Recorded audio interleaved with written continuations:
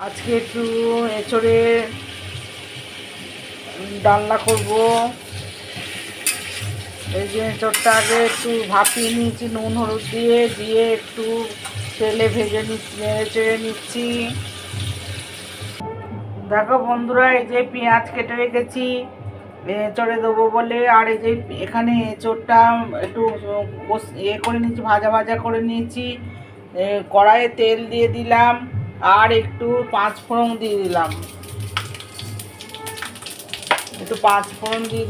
দিয়ে এবার পেঁয়াজটা একটু তেজপাতাও দিতে হবে, একটু তেজপাতাও দিলাম। এবার একটু পেঁয়াজ ফোড়ন দিয়ে দিলাম,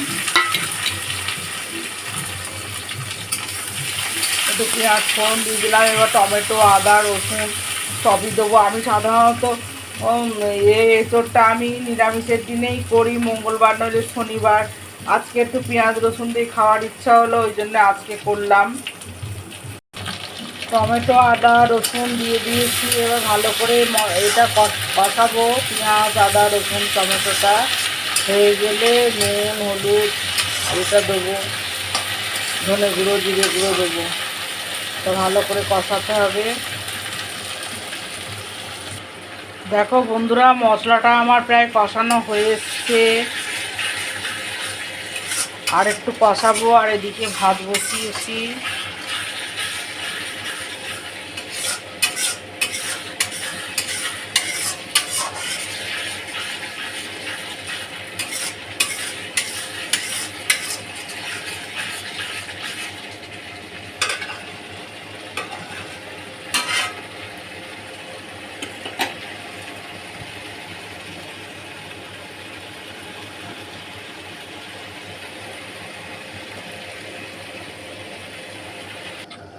দেখো বন্ধুরা, মশলাটা কষানো হয়ে গেছে। তারপর আমি এঁচড়টা আর আলুটা তুলে দিয়েছি।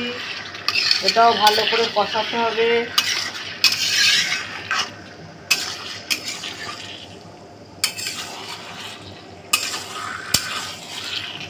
এঁচড়টা খুব ভালো এঁচড় ছিল।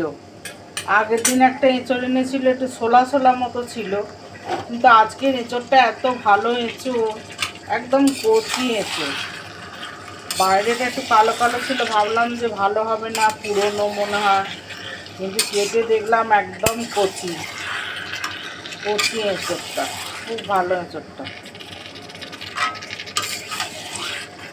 ভালো করে কষাবো, কষিয়ে তারপরে জল দেবো।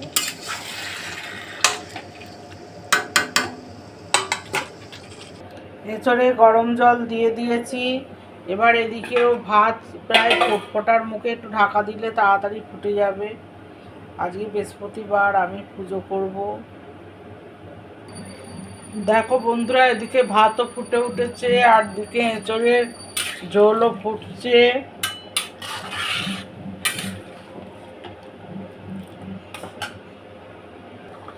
দেখো বন্ধুরা, আমার এঁচড়ের ডালনাটা হয়ে এসছে। আলু কম দিয়েছি। এবারে একটু গরম মশলা দিয়ে দেবো।